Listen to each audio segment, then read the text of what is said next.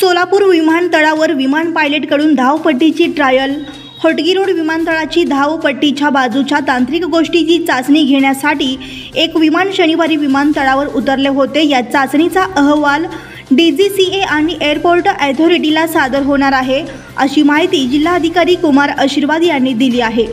जिल्हा नियोजन समितीची आढावा बैठक पालकमंत्री चंद्रकांत पाटील यांच्या अध्यक्षतेखाली शनिवारी झाली. या बैठकीत एकाही सदस्याने सोलापुरातून विमानसेवा कधी सुरू होणार हा प्रश्न विचारला नाही. पालकमंत्र्यांच्या पत्रकार परिषदेत पत्रकारांनी याबाबत प्रश्न विचारला.